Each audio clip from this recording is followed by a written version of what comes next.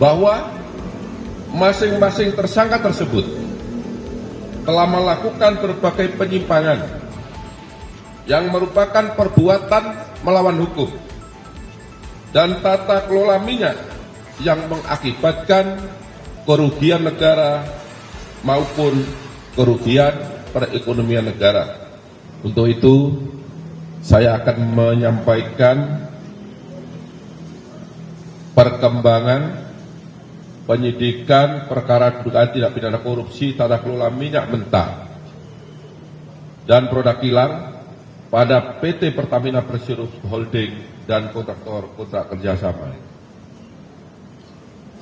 Pada hari ini, Kamis 10 Juli 2025, disampaikan perkembangan penanganan perkara dimaksud, yaitu perkara dugaan tindak pidana korupsi dalam tata kelola minyak mentah dan produk kilang pada PT Pertamina Persero Holding dan kontraktor kontrak kerjasama tahun 2018 sampai dengan tahun 2023. Dari hasil penyidikan yang dilakukan secara maraton dengan jumlah saksi sebagaimana yang telah disampaikan oleh Pak Kabid Penkum, tim penyidik menyimpulkan telah diperoleh alat bukti yang cukup untuk menetapkan sebanyak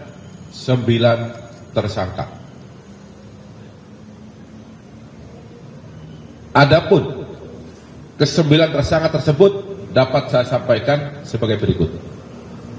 Yang pertama, tersangka AN selaku Vice President Suplai dan Distribusi Kantor Pusat PT Pertamina tahun 2011 sampai dengan tahun 2015. Yang kedua, tersangka HB selaku Direktur Pemasaran dan Niaga PT Pertamina pada tahun 2014. Yang ketiga, tersangka TN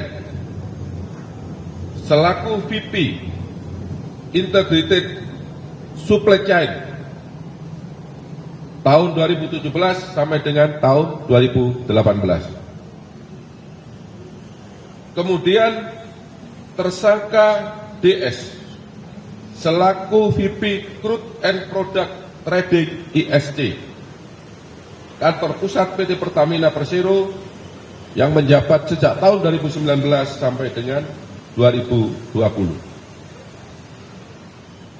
Yang kelima, tersangka AS selaku Direktur Gas Petrochemical and New Business PT Pertamina International Shipping.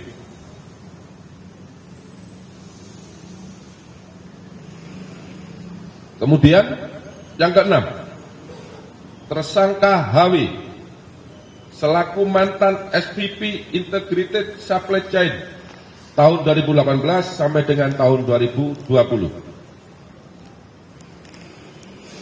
Kemudian yang ketujuh, tersangka MH selaku Business Development Manager PT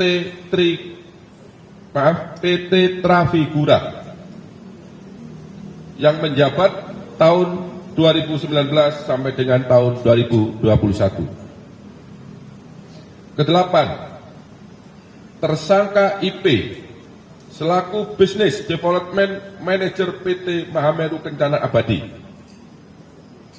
Kesembilan, tersangka MRC selaku Beneficial Owner PT Tangki Merak dan PT Orbit Terminal Merak.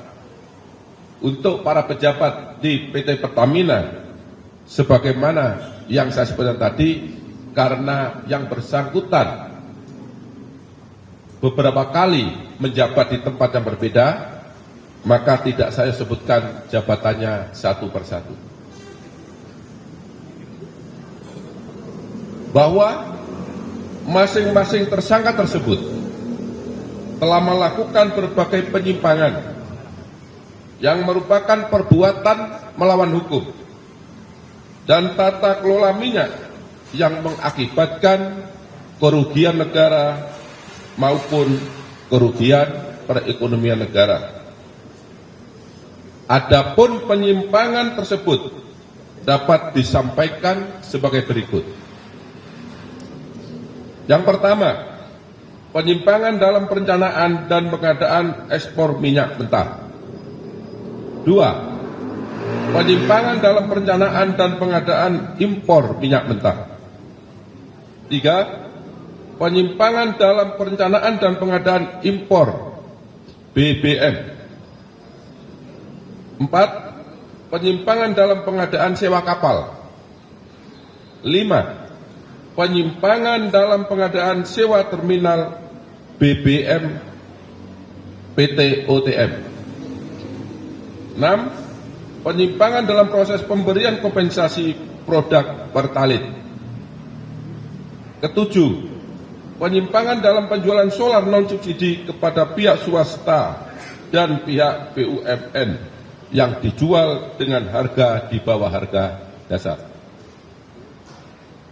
Adapun peran masing-masing tersangka dalam melakukan perbuatan melawan hukum yang mengakibatkan kerugian keuangan negara dan kerugian perekonomian negara dapat disampaikan sebagai berikut.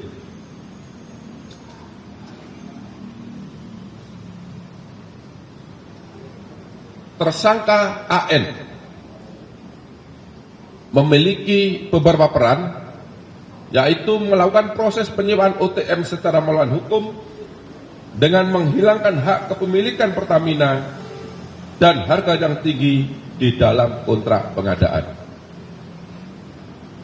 Bersama dengan tersangka HB melakukan proses penunjukan langsung kerjasama sewa TBBM Merak secara melawan hukum. Melakukan negosiasi harga sewa dengan mengakomodir nilai sewa yang mahal, yaitu sebesar 6,5 USD per kiloliter dengan menghilangkan skema pembelian aset PT OTM. Selanjutnya, melakukan proses penjualan solar di bawah harga dasar secara melawan hukum kepada pihak BUMN dan pihak swasta. Dan yang terakhir, yang bersangkutan berperan dalam penyusunan formula kompensasi yang tinggi untuk produk Pertalite secara melawan hukum. Tersangka HB bersama dengan tersangka AN mengakomodir penawaran dan melakukan proses penunjukan langsung kerjasama TBBM Merak secara melawan hukum yang seharusnya dilakukan dengan cara pelelangan. Kemudian melakukan proses penyewaan OTM secara melawan hukum dengan menghilangkan hak kepemilikan Pertamina atas objek sewa terminal BBM Merak dan harga yang tinggi dalam kontrak atau perjanjian. 3. Tersangka TN melakukan dan menyetujui pengadaan impor minyak mentah dengan mengundang demut atau supplier yang tidak memenuhi syarat sebagai peserta lelang, karena yang bersangkutan dikenakan sanksi karena tidak mengembalikan kelebihan bayar. Kemudian menyetujui demut atau supplier tersebut sebagai pemenang lelang, meskipun praktek pelaksanaan pengadaan tidak sesuai dengan prinsip dan etika pengadaan, yaitu volume basit yang dicantumkan dalam lelang impor minyak mentah dan perlakuan istimewa kepada supplier tersebut. Untuk tersangka DS bersama dengan tersangka SDS dan tersangka JF melakukan ekspor penjualan minyak mentah bagian negara dan anak perusahaan hulu minyak Pertamina tahun 2021 dengan alasan terjadi ekses terhadap MMKBN dan anak perusahaan hulu Pertamina tersebut.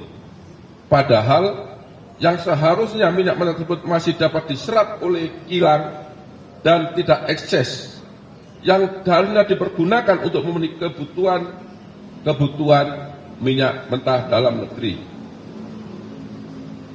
Kemudian di waktu yang sama, DS bersama dengan tersangka SDS dan tersangka YF melakukan impor minyak mentah dengan jenis yang sama dari luar negeri dengan harga yang lebih mahal.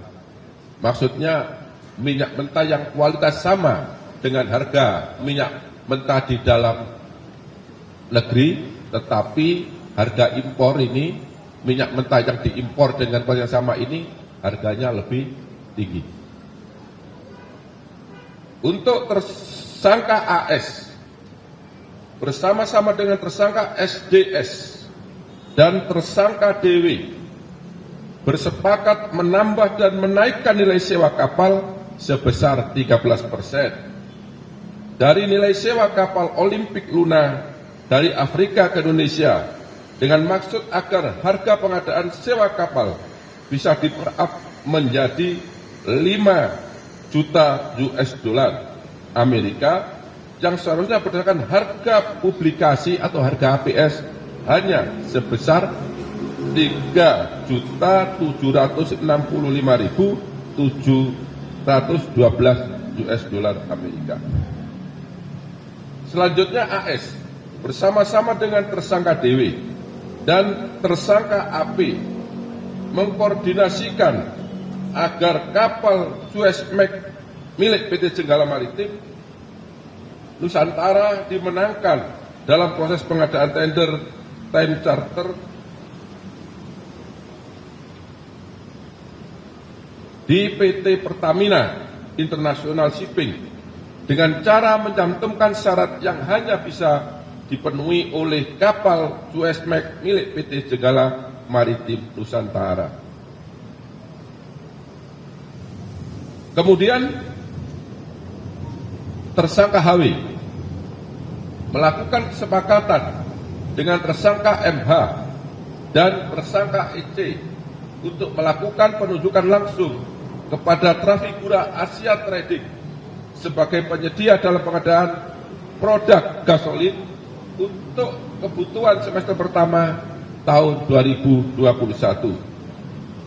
Padahal seharusnya pengadaan tersebut dilakukan melalui proses lelang khusus, di mana semua mitra atau demut diundang untuk mengikuti tender atau lelang. Tetapi dalam kenyataannya, Trafigura Asia Trading tidak terdaftar sebagai mitra atau demut Pertamina yang seharusnya tidak dapat mengikuti pengadaan atau lelang. Kemudian HW menyetujui dan menandatangani kontrak penjualan solar kepada pihak swasta yang diketahui bahwa harga dalam kontrak tersebut di bawah harga dasar. Yang ketujuh, tersangka MH bersama-sama dengan tersangka HW dan EC bersepakat memenangkan kepada Trafigura Asia Trading dengan penunjukan langsung secara melawan hukum dalam pengadaan produk gasolin untuk semester pertama tahun 2021, yang mana diketahui bahwa Trafigura Asia Trading tidak terdaftar sebagai mitra atau demut di PT Pertamina Patraniaga, yang seharusnya tidak dapat mengikuti atau tidak dapat diikutsertakan sebagai peserta lelang atau pengadaan. Kedelapan, tersangka IP bersama-sama dengan tersangka AP dengan sepengetahuan tersangka AS melakukan pengangkutan minyak mentah S-Krafos secara koloding menggunakan kapal Olimpik Luna dari Afrika ke Indonesia, sehingga pengadaan bisa dilakukan secara penunjukan langsung dan juga mengondisikan harga penawaran agar sesuai dengan markup harga yang sudah disepakati bersama antara tersangka AS, tersangka SDS, dan tersangka DW. sehingga dari selisih harga tersebut mengakibatkan kemahalan harga sebesar 15 aplikasi atau nilai HPS, dan tersangka Dewi mendapatkan keuntungan sebesar 3% dari nilai selisih tersebut. Kemudian yang terakhir, tersangka MRC melakukan perbuatan secara bersama-sama dengan tersangka HB, tersangka AN, dan tersangka GRJ secara melawan hukum untuk terminal BBM Tangki Merak dengan melakukan intervensi kebijakan tata kelola PT Pertamina berupa memasukkan rencana kerjasama penyewaan terminal BBM Merak yang pada saat itu PT Pertamina belum memerlukan tambahan penyimpanan stok BBM. Kemudian menghilangkan skema kepemilikan aset terminal BBM Merak dalam kontrak kerjasama serta menetapkan harga kontrak yang sangat tinggi. Para teman-teman wartawan yang saya hormati, ini tadi sebagian perbuatan material yang dilakukan oleh para tersangka, tetapi belum saya seluruhnya kita sampaikan di sini karena sangat banyaknya perbuatan-perbuatan yang dilakukan oleh para tersangka tersebut.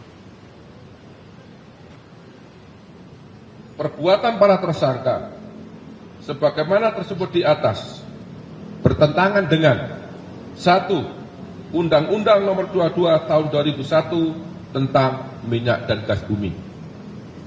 Yang kedua, Undang-Undang Nomor 30 Tahun 2007 tentang energi. Keempat, Undang-Undang Nomor 40 Tahun 2007 tentang persiaran terbatas. Kelima, Peraturan Pemerintah Nomor 36 Tahun 2004 sebagaimana diubah dengan Peraturan Pemerintah Nomor 30 Tahun 2009 tentang kegiatan usaha hilir minyak dan gas bumi.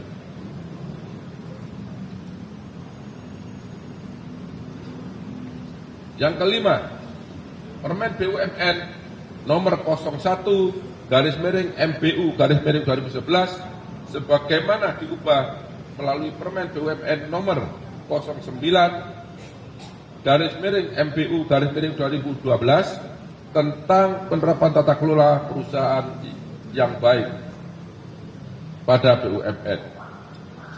Ini tidak saya bacakan semua karena ini ada 15 aturan yang dilanggar. Nanti pada saatnya dalam persidangan di pengadilan, teman-teman wartawan bisa melihat dan menyaksikan secara langsung aturan apa saja yang dilanggar oleh para tersangka. Perbuatan para tersangka melanggar pasal 2 ayat 1 atau pasal 3 junto pasal 18 Undang-Undang 31 tahun 1999 sebagaimana diubah dengan Undang-Undang Nomor 20 tahun 2001 tentang pemberantasan tindak pidana korupsi sebagaimana diubah dalam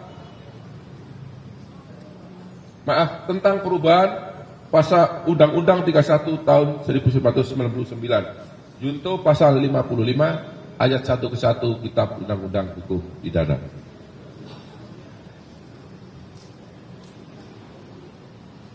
Selanjutnya, setelah dilakukan pemeriksaan kesehatan, para tersangka dinyatakan sehat baik jasmani maupun rohani, dan selanjutnya tim penyidik melakukan penahanan terhadap 9 tersangka tersebut untuk 20 hari ke depan.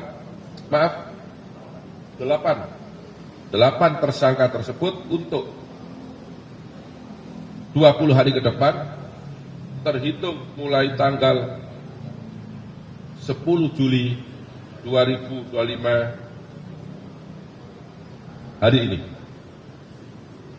Berdasarkan surat perintah penahanan nomor 41 tahun 2025, nomor 42 tahun 2025, kemudian untuk tersangka TN nomor 37 tahun 2025, untuk tersangka DS berdasarkan surat perintah nomor 36 tahun 2025, untuk tersangka AS berdasarkan Sprint nomor 40 tahun 2025, kemudian untuk tersangka HW berdasarkan surat perintah nomor 35 tahun 2025, kemudian untuk tersangka MH berdasarkan surat perintah nomor 38 tahun 2025, dan yang terakhir untuk tersangka IP berdasarkan surat perintah nomor 39 tahun 2025.